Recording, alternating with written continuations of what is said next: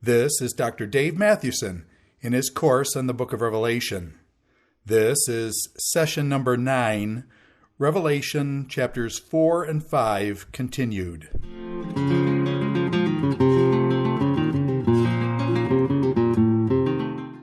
Out of the different ways we could understand the 24 elders, in my opinion, out of the 4 options we surveyed, the heavenly beings angelic beings modeled on the 24 courses of priests from 1 Chronicles, the church in heaven raptured away or removed before the events of chapters 4 through 22, the heavenly 24 elders as heavenly representatives of Israel and the church, and the angelic beings who belong to the heavenly court. Out of these, I find it difficult to pin it down to one precisely. I wonder if probably a combination of number 1 and number 3, perhaps even 4. I would find it hard to exclude 4, the idea of a heavenly court, especially the connection with the mention of the elders in Isaiah 24:23.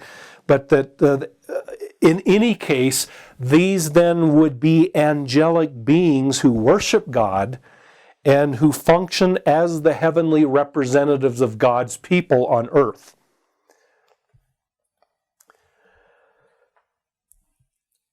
Furthermore, another interesting twist to what's going on in chapter 4 and chapter 5 as well. It's interesting that, and this might help us provide also a background for the 24 elders.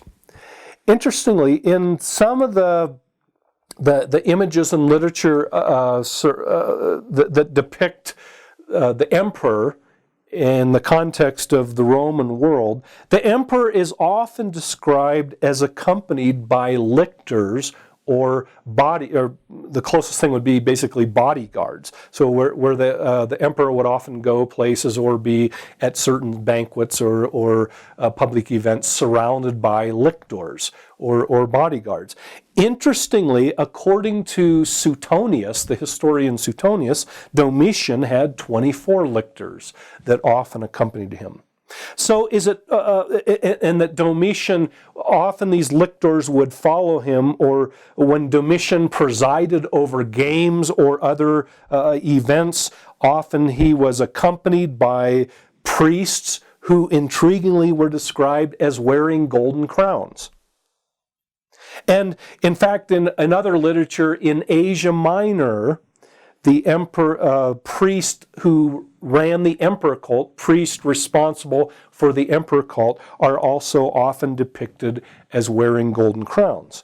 So is it possible that John has constructed an image that relates both to the Old Testament background of maybe 24 courses of priests or the heavenly council and angelic beings as the heavenly representatives of God's people, and that at the same time he has used image that reflects what was going on in the Greco-Roman background, so that God is actually being compared to Domitian, if that is the emperor ruling, so that chapter 4, again, this is more fuel, adding more fuel to the fire of chapter 4 being counter-imperial. Although it may be better to say that God is not so much being compared to Domitian as vice versa. Domitian is being compared to God, and Domitian's rule is seen to fall short. God's rule is contested by Caesar. God's rule is contested by the Caesar, but Caesar is a poor parody of, or the Caesar is a poor imitation of God's rule, which is in conflict with Caesar. So therefore, Caesar can be described in similar ways as God's reign and God's rule. So again, John may be deliberately drawing on on imagery that is evocative of Jewish background, but also evocative of Greco-Roman background to further demonstrate the conflict between God and Caesar. And who is in charge? Who is truly the ruler of the universe? It's not Caesar who's surrounded by his entourage, but now it is God who is seated on his throne, surrounded by his entourage of angelic beings who worship and acknowledge his sovereignty, in direct contrast to Caesar. In fact, intriguingly, without going into all the details, the whole scene of chapters 4 and 5 may, at one level again, although we've seen chapters 4 and 5 appears to be deliberately modeled on the heavenly throne room from Ezekiel 1 and 2 and Isaiah chapter 6. At the same time, chapters 4 and 5 of Revelation may also contrast with known court scenes in the Roman world. A series of works, starting with a couple of articles and ending with his major commentary in the Word Biblical Commentary series, the first volume that covers chapter 4 and 5. David Ani has argued that much of what one finds in 4 and 5 resembles what we know and what we can know about court scenes in the Roman world, where Ani suggests Caesar would have been seated on his throne. He would have been surrounded by his friends, similar to these lictors or priests. He would have been surrounded by his friends. His friends and those surrounding him would have shouted words of praise and acclamation to Caesar, who was seated on his throne. And now, in direct parody to that, God is depicted as on his throne, surrounded by his followers or his friends, his court, and they are now shouting words of praise and acclamation to God. So it is God who is king and Caesar is not. So as I said, it may not be so much that God's throne is a parody of Caesar's as vice versa.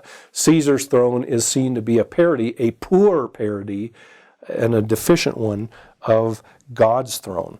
But clearly there's anti-imperial rhetoric, I think, going on here, as John is, as I said, probably drawing in both Old Testament imagery but also Greco-Roman imagery to construct a scene of the heavenly throne room where God is seated on his throne and all of the residents of the heavenly throne or the heavenly court surround God and worship him and acknowledge his sovereignty as the sovereign creator and ruler over the entire universe.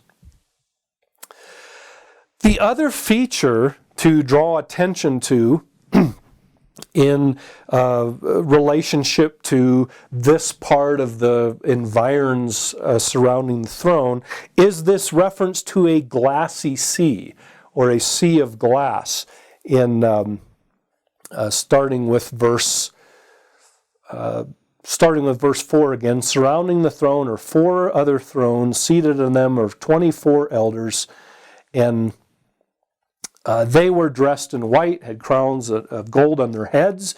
From the throne came flashes of lightning, etc., etc. Before the throne were the blazing lamps. These are the 7 spirits of God. Also before the throne was what looked like a sea of glass. I'm going to skip over the 7 spirits. We've already seen that introduced. And we said the 7 spirits probably represent the 7-fold Spirit of God and not 7 separate spirits.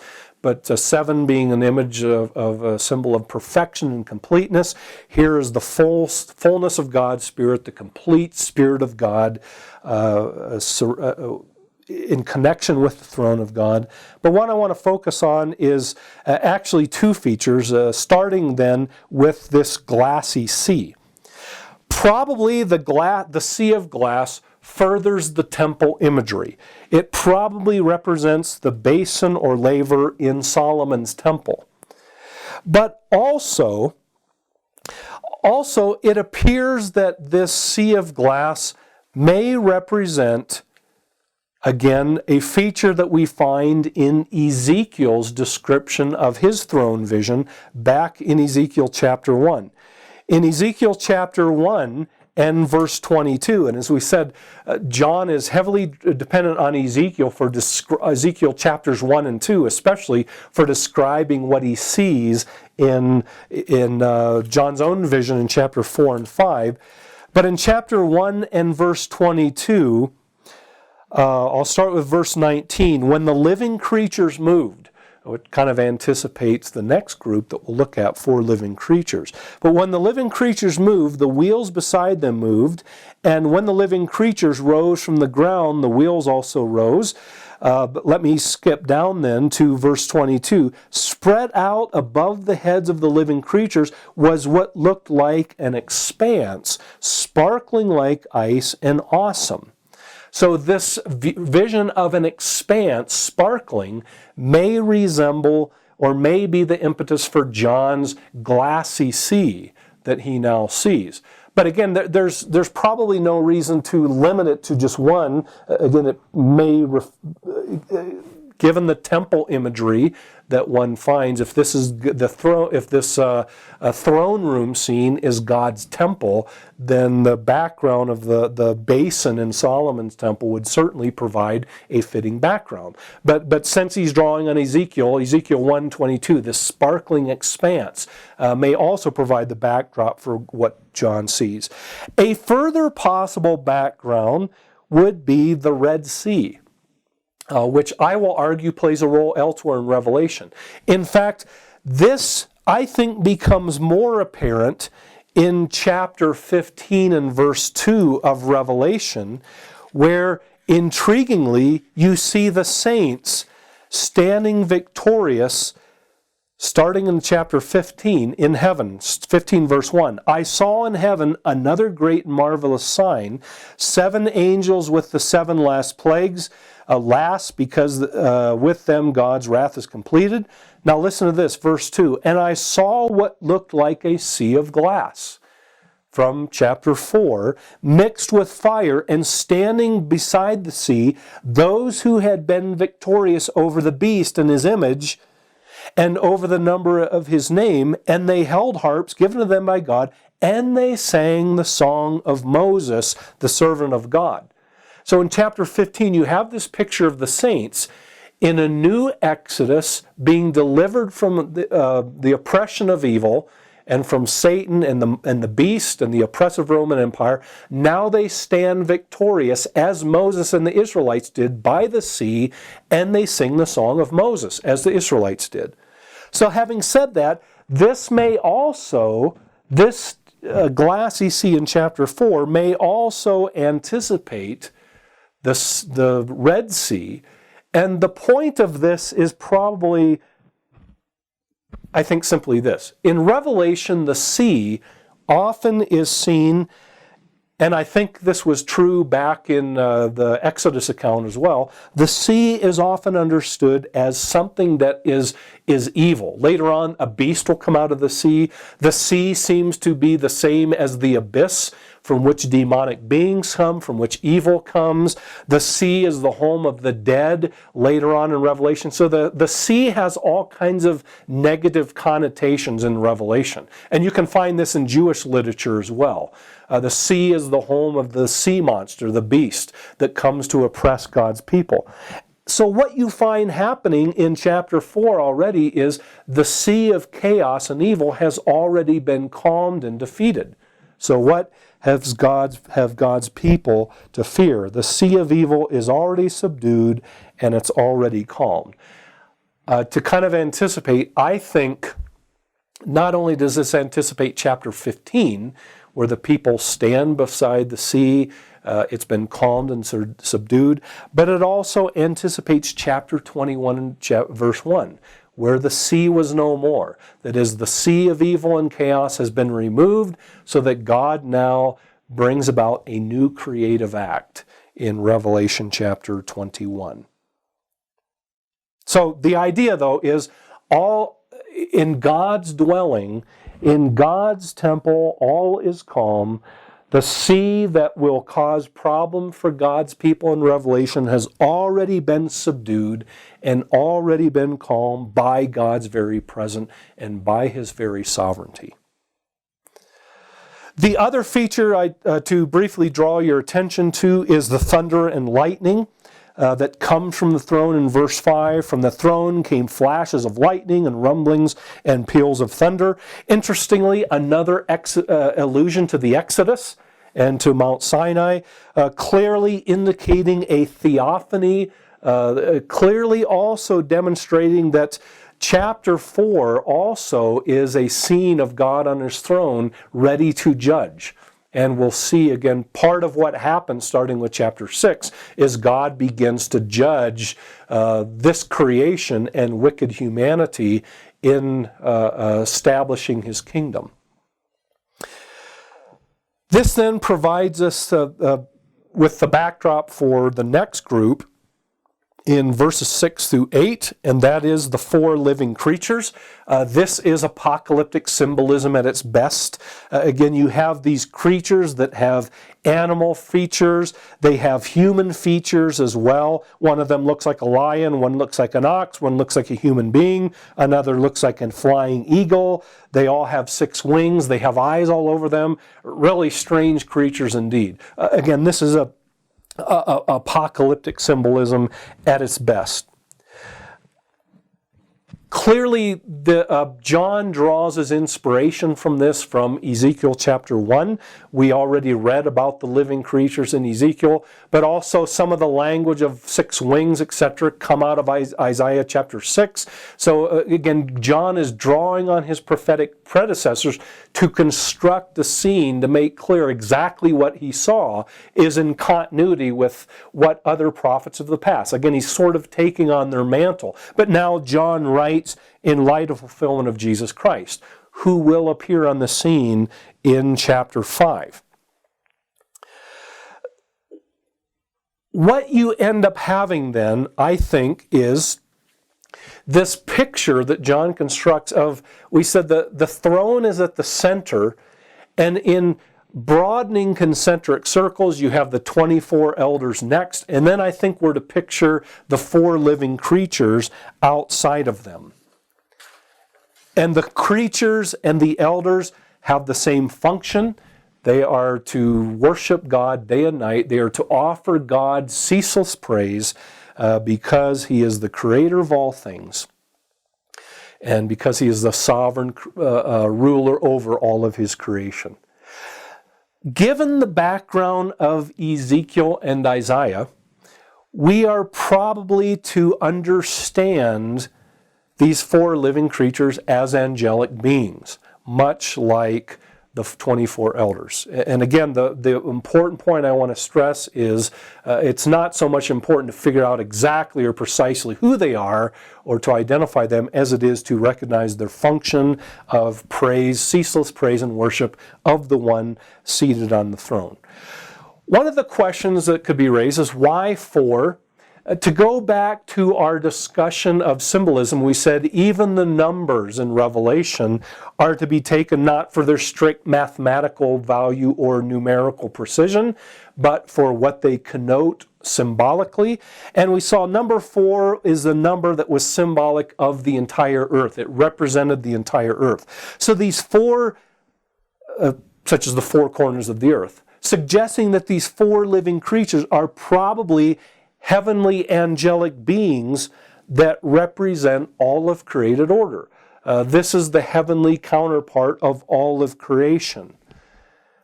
All of animate creation and all of life now represented by these 4 living creatures. And that may be suggested by their identity. The fact that one's a lion, one is a calf, one is a man, one is an eagle, may again suggest the full spectrum of animate creation. Now the 4 living creatures as representative of that, offering up the ceaseless praise that, interestingly, again, is an anticipation of the universal praise and worship that eventually will transpire on this present earth.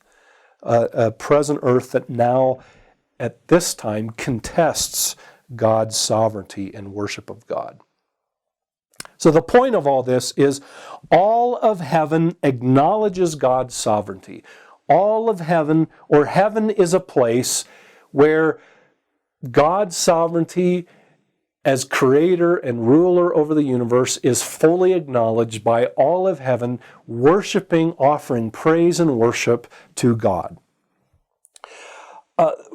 Verses 8 through 11 then depict in a couple places exactly what it is that the 24 elders and the 4 living creatures say and express in their worship.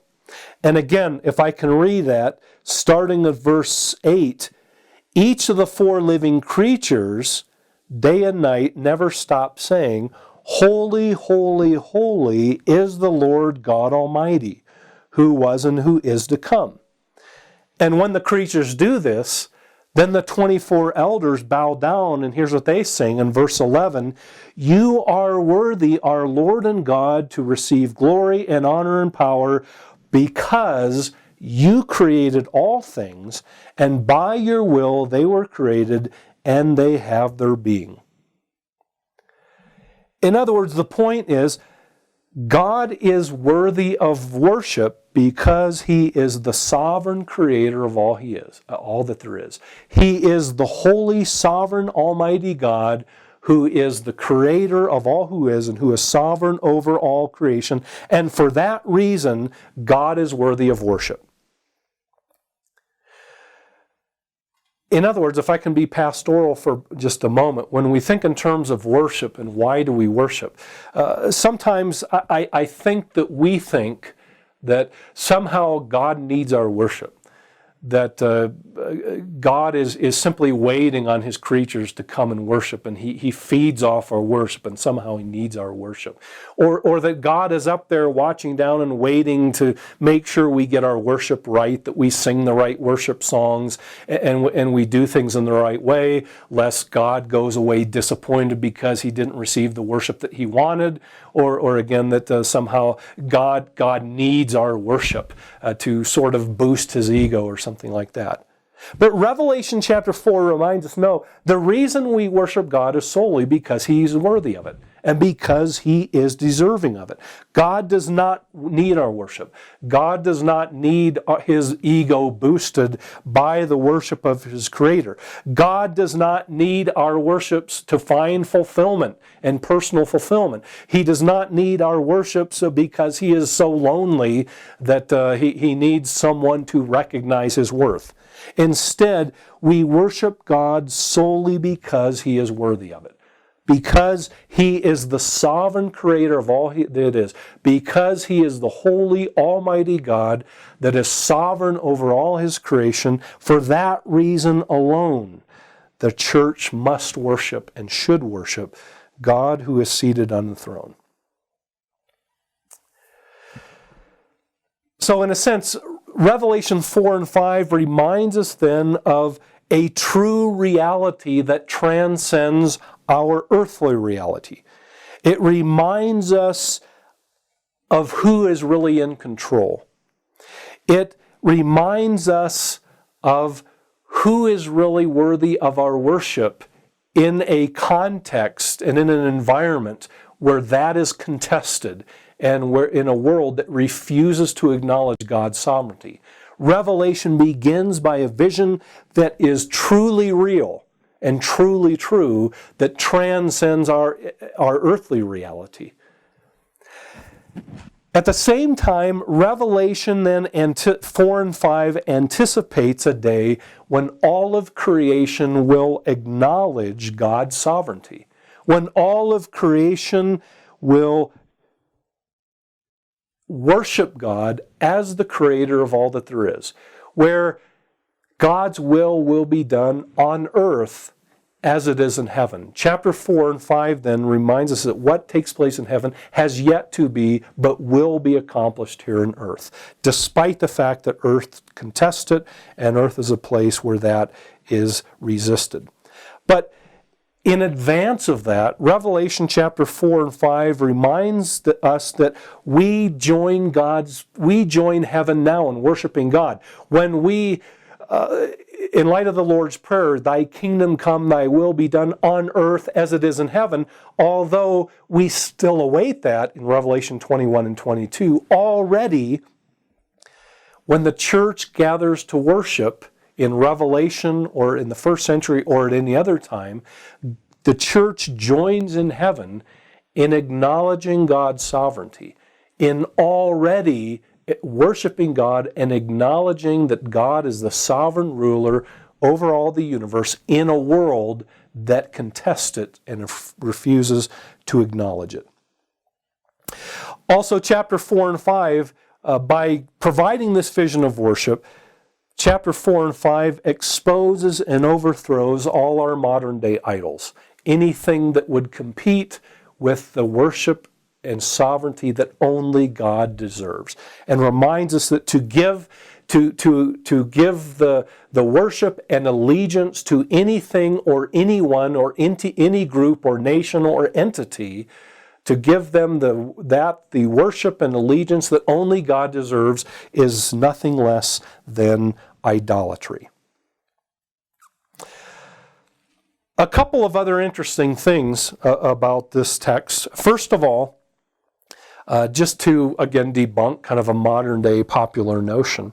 I was raised with this notion that one day when we get to heaven, we will cast our crowns at Jesus' feet. And there's even some songs that reflect that idea of casting our crowns at Jesus' feet.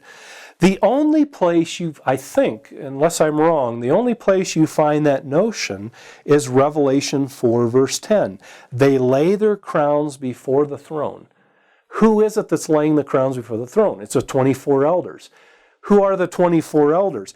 If we're correct that they are angelic beings, then there's no picture in the New Testament of God's people casting their crowns or throwing their crowns at the feet of Jesus or at God's feet. It's the angels here in chapter 4 that do that. Again, that may be true. I'm not saying that the notion is inaccurate or anything. It's just to realize that if a proper understanding, I think, of chapter 4 of Revelation suggests it's not the saints, it's not God's people who cast their crowns before God's feet, but this is an expression of the 24 elders who are angelic beings, representatives of God's people, so maybe the implication could be God's people will do the same thing one day. That may be true, but primarily in chapter 4, it is the angelic beings who surround God's throne and worship Him who cast their crowns. And they do that, there's, at least at this point, this is not primarily a reference to something that only take place in the future as well. The other thing is, chapter 4 also provides a glimpse of, or we might say an anticipation of what's going to happen in chapter 21 and 22.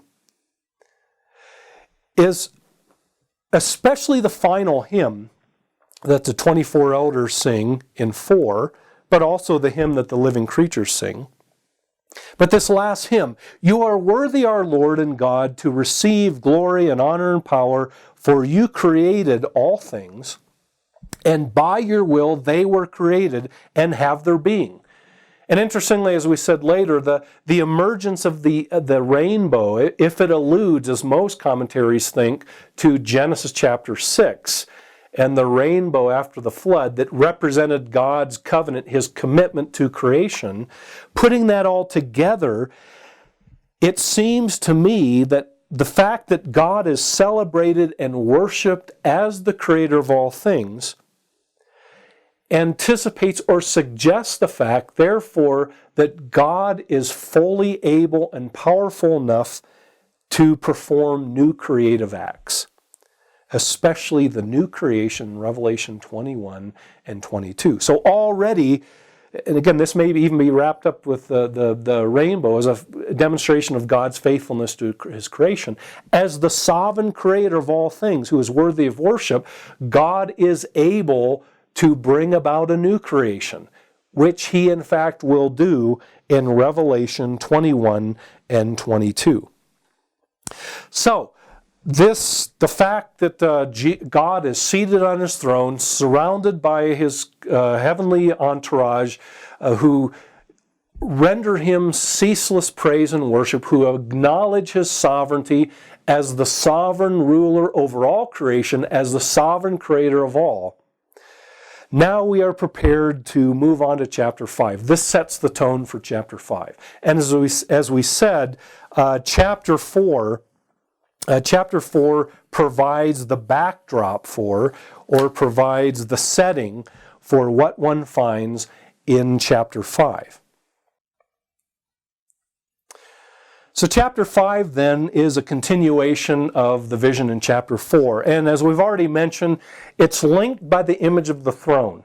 The same throne that chapter 4 begins with, and the one seated on the throne begins chapter 5 in verse 1, where John says, I saw in the right hand of the one seated on the throne. That is the same person he's mentioned, or the same image mentioned back at the beginning of chapter 4.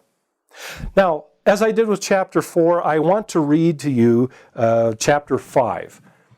And I want you to, again, let kind of the images roll before your eyes to sort of visualize what is going on as John has seen and now recorded.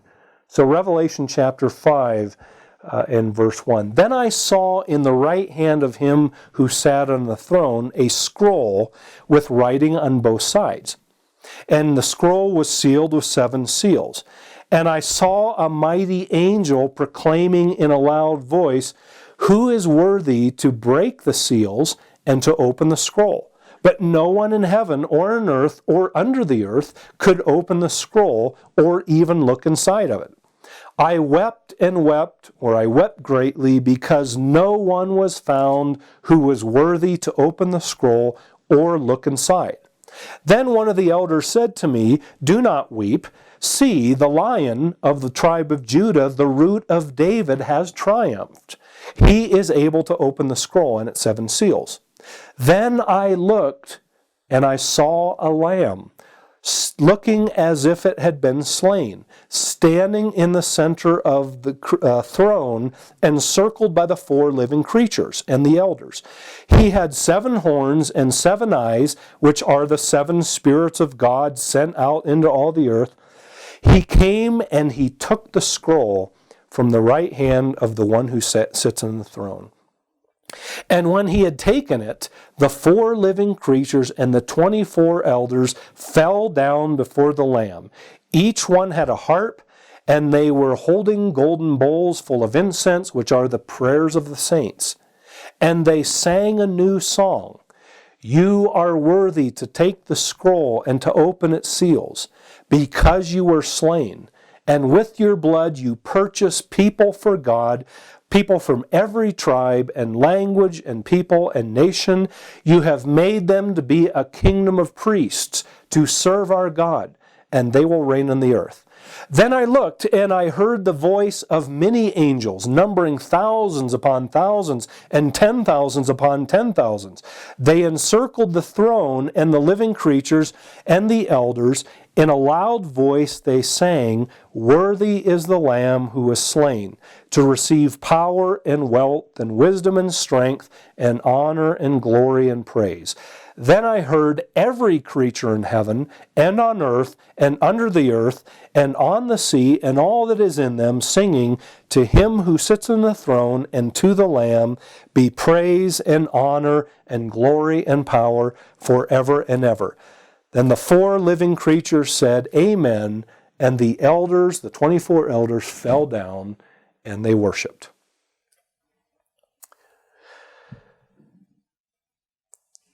So chapter 5, as we said, is a continuation of chapter 4, but it functions as the climax of chapter 4. This is what chapter 4 provides the setting for 5. This is what chapter 4 is driving at. And this is where the action takes place in chapter 4. This is the main focus of these 2 chapters. And we've already seen that there's continuity between the 2 because some of the same images from chapter 4. We're still in the heavenly throne, but we've already noted the throne and the one seated upon the throne. We've in reading this chapter, we've seen the 4 living creatures emerge again. We've seen the 24 elders emerge again. So we have the same setting, the throne room of God, but 2 additional features emerge in this visionary segment in chapter 5 that are highly significant for understanding what goes on in this chapter. And the 2 new features or characters are the book or the scroll and the Lamb. And these are the 2 focal points of chapter 5, the scroll or book and the Lamb that John sees. And the vision revolves around these two things. So chapter 5 begins with God holding a God who is seated on the throne, the sovereign ruler of the universe, holding a scroll in his hand. And obviously, any sane reader of this chapter would wonder, well, because we haven't seen this scroll before, wonder what is a scroll? What is contained in it?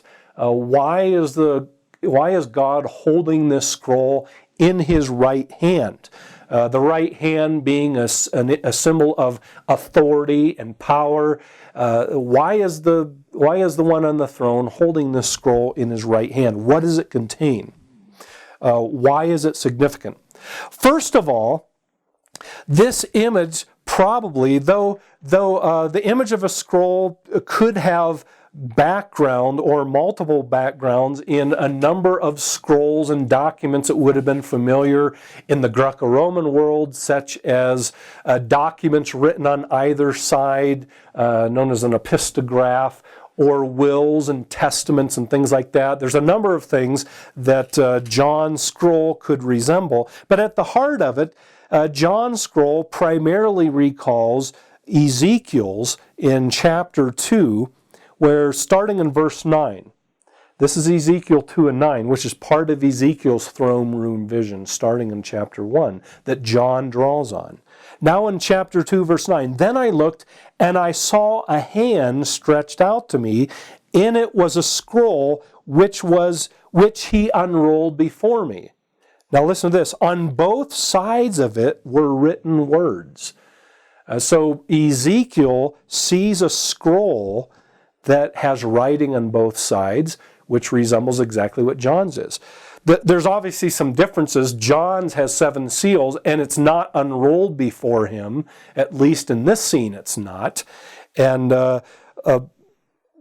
Ezekiel associates it primarily with words of lament and warning and woes, a judgment theme. John doesn't tell us exactly what was in the scroll. And as we said, there's all kinds of evidence of scrolls in the Greco-Roman world. The other Old Testament background in Daniel 12, Daniel sees a sealed scroll, clearly a scroll that is sealed. So all of this provides then the background for this scroll that John sees in God's right hand that is written on both sides. Again, one popular notion is, well, what this scroll is to be understood as a testament. That is a testament to be sealed until the death of the person, and Jesus Christ's death then now enables him to open the testament and divulge its content. Others have drawn attention to other types of scrolls or documents in the Greco-Roman world. And you can look at commentaries, read commentaries to see all the different types of descriptions. Whatever it is, and again I would reiterate, the primary model comes from Ezekiel 2 and probably Daniel 12, but also John may be drawing on an image that also has resonances with the Greco-Roman world. But whatever it is, the most important issue is perhaps what it contains. And in my opinion, and I would be in agreement with a number of others that suggest something similar, probably this scroll simply contains God's plan for establishing his kingdom on earth. God's plan for bringing both salvation and judgment to the earth. That is, remember, we said part of the issue with chapter 4 is how is the scene in heaven where God's sovereignty is acknowledged, where God rules over all creation, where all of creation, heaven worships, how does that get acknowledged and realized on earth? The scroll is the plan for how that will happen. It's the plan, it contains the plan for establishing God's kingdom on earth. It contains God's plan for bringing about judgment and salvation on this present earth.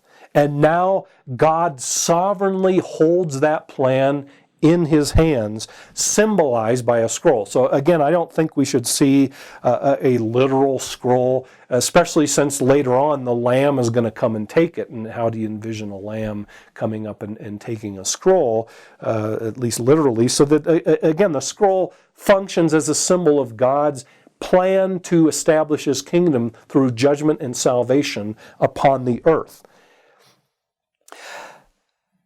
The next figure that kind of appears, although the angel, although he does not play an important role, at least by himself in the rest of Revelation 5, the next important figure is an angel. And we've already suggested and talked about the fact that angels are part and parcel of apocalyptic literature. You read Jewish apocalypses and you find angels doing various things and playing various roles in apocalypses in terms of the vision that the seer had. And you see the same thing happening in Revelation. Later on, we'll see an angel taking John on to see certain things. John is often in dialogue with angelic beings. Twice he's tempted to bow down and worship an angelic being. But here the angel appears to John in this vision, and he plays the role of articulating the main problem of chapter 5 that has to be solved. And so the angel's voice raises the main problem in the form of a question. And that question is this: who is worthy to break the seals and open the scroll? So the question, the issue is, here God is seated as the sovereign creator of the universe. The scroll is in his hand, the scroll that contains his plan for establishing his kingdom on earth, for bringing about salvation and judgment. God is sovereignly holding that scroll, and now the question is, who in the world is able to walk up and simply take the scroll out of the right hand of the Almighty God, the sovereign creator of all the universe, and to open it and divulge its contents, and to set its contents into motion? That is the main question. And when John says, when the angel says, who is worthy, or when John says, who is worthy to open it and look inside of it, the idea is not just reading it, that someone would unroll it and read it and then roll it back up and say, oh, that was interesting, let me tell you what it was about. The idea is, by unsealing it and reading it, someone is able to divulge its contents and to actually set the contents of the scroll in motion, which is God's purposes for establishing his kingdom on earth. So it's not just to be read like any other book, but actually the contents to be set in motion. Now, in an attempt to answer this question, John goes on a universe-wide hunt to try to find someone worthy. Again, the question, who is worthy to open the scroll? That's the main question this chapter answers. This is the main problem that is raised. Where can we find someone worthy to go up to the one seated on the throne, the sovereign creator of the universe, who holds the scroll in his right hand, a symbol of authority and power? Who has the authority to go up and take that scroll and then to open it and enact its contents? So John goes on a universe-wide hunt to find a suitable person to do so. And what I find interesting here is John becomes a participant in his own vision. So he's not just seeing a vision now, he actually becomes a participant in his own vision, and he goes on a journey, although the text doesn't tell us exactly how he did so, but the text simply says he goes on a journey throughout all the universe as a participant in his own vision, and to look for someone who can open the scroll. And the scope of his search is completely exhaustive. He goes to the heavens, all the heavens, including, I take it, this throne room, the heavenly throne room. He goes to all the heavens. He searches throughout all the earth. And to add to that, he searches under the earth. In other words, this is meant to suggest John leaves no stone unturned. His search for someone worthy is completely exhaustive. And the point, too, is not so much it's fit to figure out physically and geographically where these locations are. The point is, this is universal and this is exhaustive. The entire scope of the universe, including heaven, and I take it the heavenly throne room, is ransacked to find someone who can walk up and take this scroll and open it and set its contents in motion. And why I say that too, it's important, this will be important for understanding the rest of the vision. It's important that John does not even find anybody in heaven. Heaven is full of all kinds of exalted angelic beings, but John does not even find anyone in heaven. Among all these angelic beings, like the 24 elders and the 4 living creatures and whatever other exalted, powerful angelic being exists in the heavenly realms, including all the other heavenly the parts of the universe, John finds no one who is worthy, even in heaven where you might expect to find one. One might not expect on earth or in heaven or under the earth, but even in heaven where one might expect to find someone who is powerful enough and worthy enough to open the scroll, John finds no one who can open it. And notice 3 times John emphasizes no one was worthy to open the scroll. He could find no one who is fit and suitable to take the scroll out of the right hand of God, open its seals, and set its motions and its contents in motion. And because of that, we're told that John weeps and begins to cry. And the construction here in Greek is rather intense. So this is not just John's kind of over in the corner whimpering. It's an outright weeping and crying, a despair, because he can't find anyone to open the scroll. In a sense, John is freaking out because he can't find someone to come open the scroll. And my question, I always read this text, I wondered, why is that? Because I kind of pass over this as just kind of a vestige of apocalyptic literature. That's just what happens. John weeps as kind of to add some suspense and interest in the narrative. But when you think about it, why does John weep? If this scroll contains God's plan to establish His kingdom and to bring about judgment and salvation, if John can't find anyone to open the scroll, and again, he hasn't, he's searched the universe over, every nook and cranny, and found no one worthy.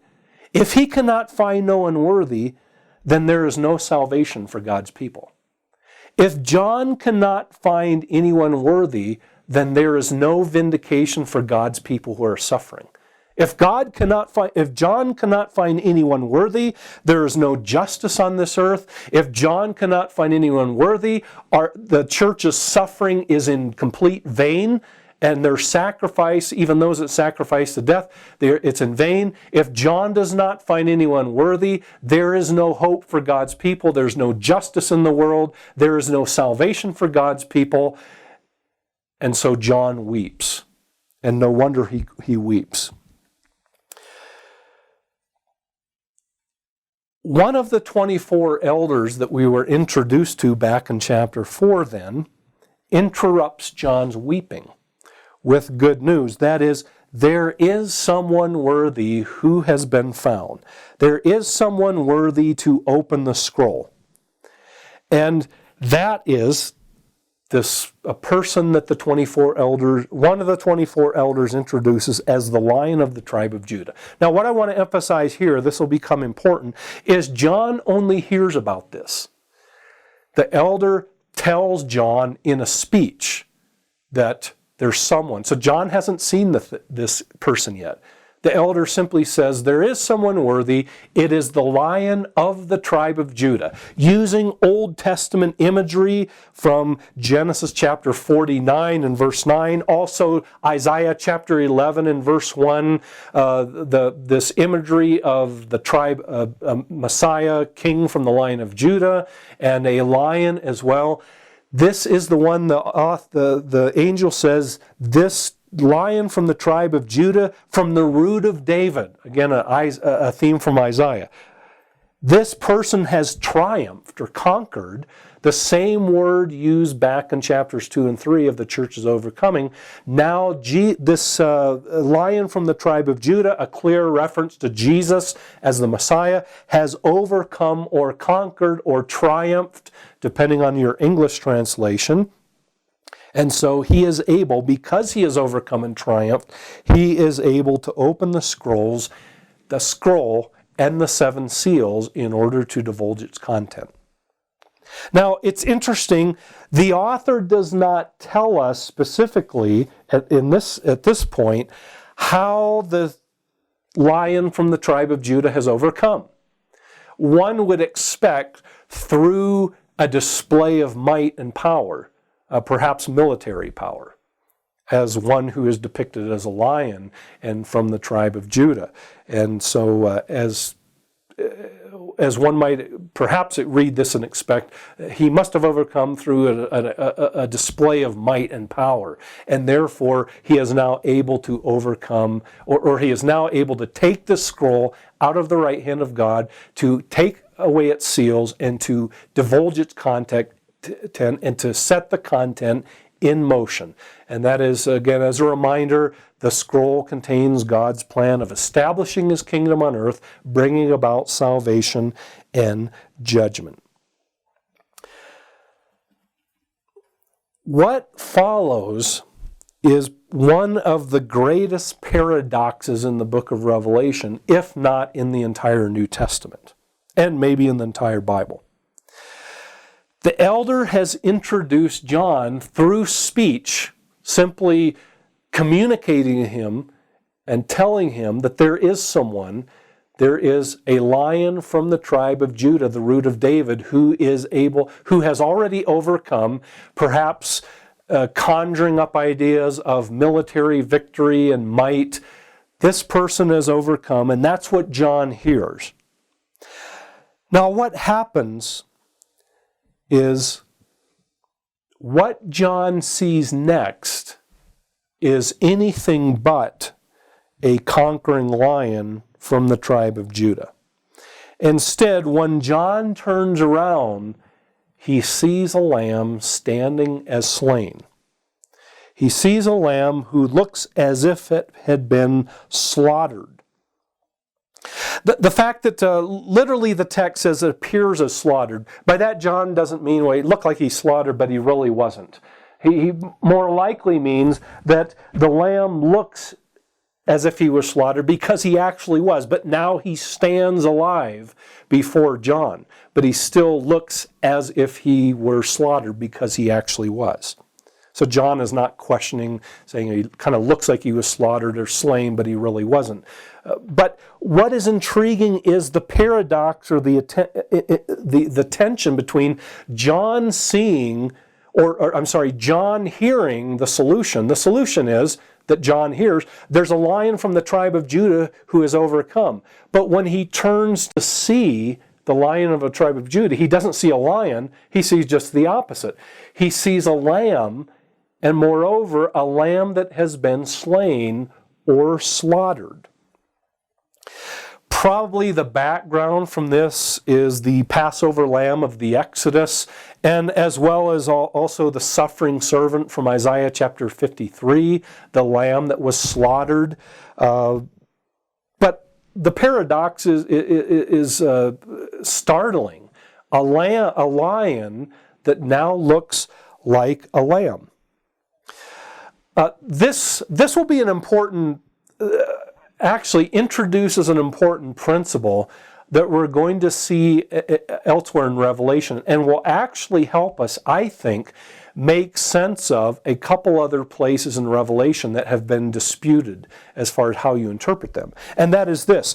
And again, British scholar Richard Bauckham has done more than anyone else to sort of highlight this theme and show its significance. And that is, important for Revelation is to understand, often you find a juxtaposition throughout Revelation of what John hears and what John sees. Several times John will hear something followed immediately by what John sees. And often what he sees interprets from a different angle what it was he heard. And so here, what John hears is a lion from the tribe of Judah who conquers, but what he sees then is not something, so these are not two different entities or two different persons. He sees the same thing from different perspectives, but what he sees further interprets what it was he heard. He hears there's a lion from the tribe of Judah who is overcome, but when he turns to see, he doesn't see a lion of Judah, he sees a lamb who has been slain. So the question then is, how has the lamb overcome? How has the lion from the tribe of Judah overcome? How is this lamb worthy to take the scroll? It's through his suffering and death. That is, how has God conquered and won the victory? And how has the lamb overcome? He overcomes through his suffering and death. He conquers through his sacrificial death. And because of the death and the resurrection of the Lamb, because he's the one who has died and is now alive, he is worthy to take the scroll and to open its seals and to divulge its content, something that no one else could do, therefore setting the events in motion. So unlike the Roman Empire, it's as if John wants to present an alternative vision of conquering. The Roman Empire conquers by the sword, they conquer by violence, they overcome by military might and by extending their empire. Now, by contrast, John presents a vision of conquest that is completely counter to that. That is, Jesus Christ overcomes through his suffering, death, and his sacrifice. And it's his resurrection that vindicates him. So this makes him worthy to take the scroll. And in fact, this then also becomes a model of how his churches are to overcome. So again, back to chapter 2 and 3.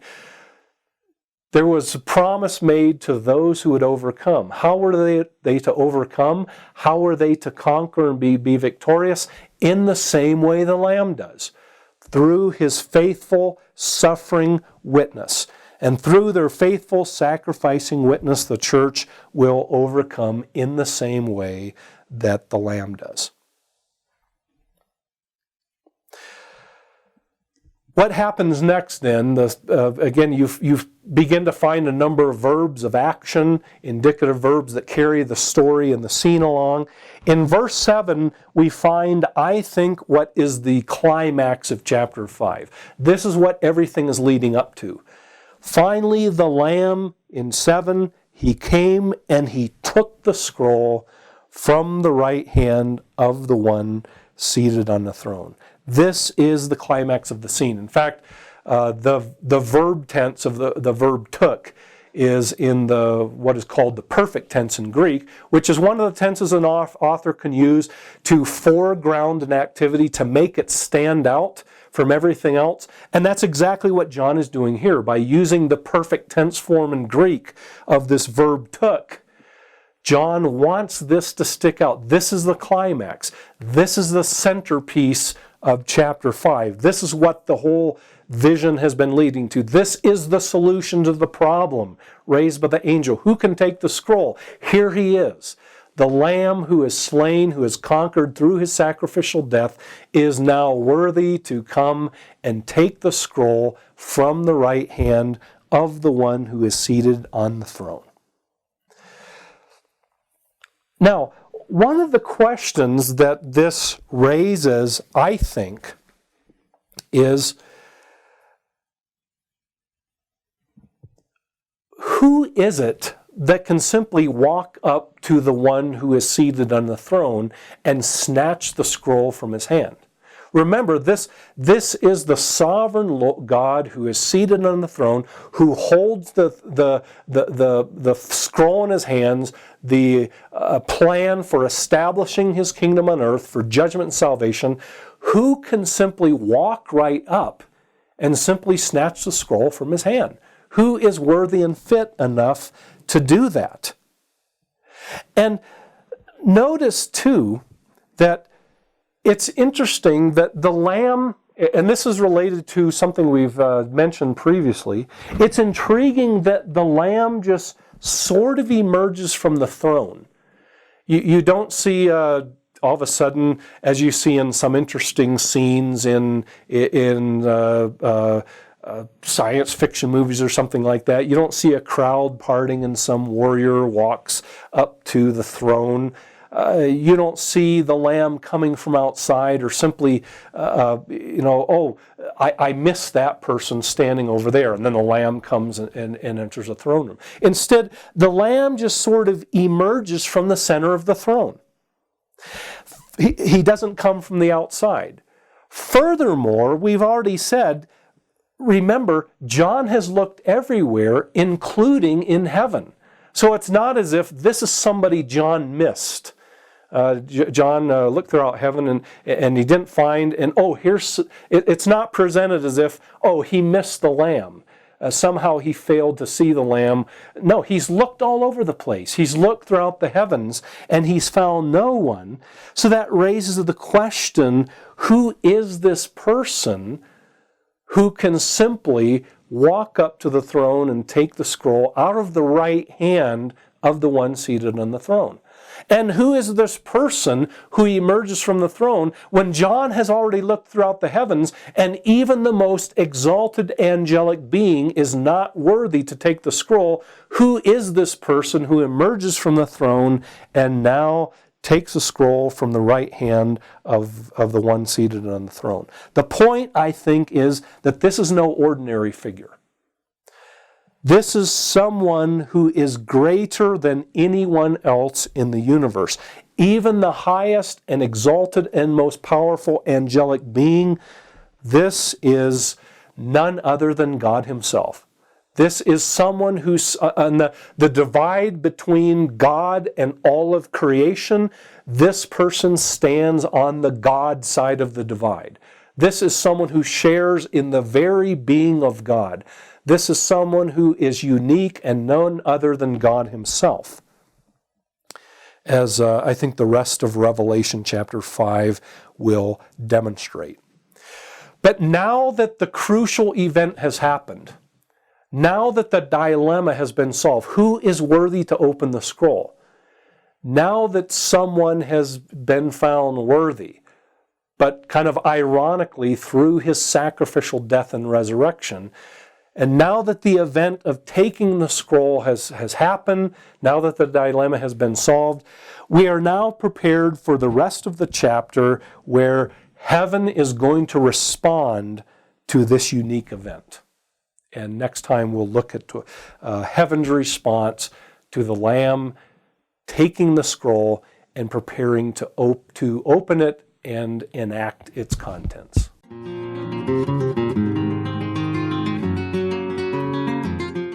This is Dr. Dave Mathewson in his course on the book of Revelation. This is session number 9, Revelation chapters 4 and 5 continued.